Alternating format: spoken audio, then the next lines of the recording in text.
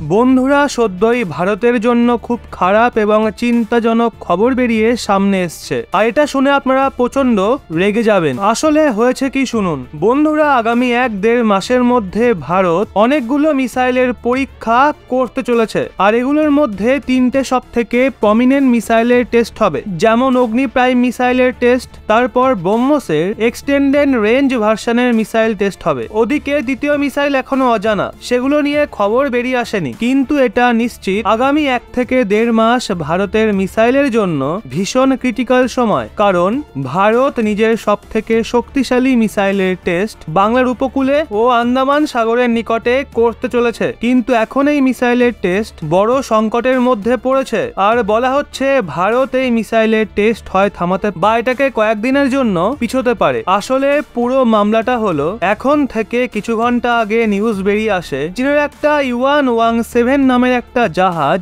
ভারত মহাসাগরে ঢুকে পড়েছে। এটা কি ধরনের জাহাজ? এটা চীনের সব থেকে লেটেস্ট এবং সব থেকে হাই টেকনোলজি সম্পন্ন একটা রিসার্চ শিপ। যদিও চীন বলে এটা শুধু রিসার্চের জন্য তৈরি হয়েছে, কিন্তু বিশ্বজুড়ে অসংখ্য মিলিটারি এক্সপার্ট এটাকে ভালো মতো এক্সপ্লেন করেছে। যেই ধরনের হাই এন্ড র্যাডারেতে লাগানো হয়েছে ও যে সেন্সার তাতে রয়েছে, তা থেকে পরিষ্কার জানা যায় এটা মিলিটারি গোয়েন্দাগিরির জন্য বানানো হয়েছে। ভারতের জন্য সব থেকে খারাপ খবর হলো, এটা এতটাই পাওয়ারফুল যে ভারত মহাসাগরের ভেতরে যে কোনো জায়গায় যে কোনো সময় হওয়া যে কোনো প্রকারের এয়ার অ্যাক্টিভিটিকে ট্র্যাক করতে পারে। মানে যদি ভারত এই সময় ভারত মহাসাগরে কোনো মিসাইলের পরীক্ষার চেষ্টা করে, তো চীনের ওই জাহাজ ওই মিসাইলের ওপর গোয়েন্দাগিরি চালাতে পারে, সেটার গুরুত্বপূর্ণ তথ্য জোগাড় করতে পারে। যেমন টেস্টের সময় মিসাইলের স্পিড কত ছিল, মিসাইলের ট্র্যাজেক্টরি কত ছিল, সেটা কেমন অ্যাকুরেসির সঙ্গে টার্গেটকে হিট করে। এছাড়া এই প্রকারের অন্যান্য ক্রিটিক্যাল তথ্য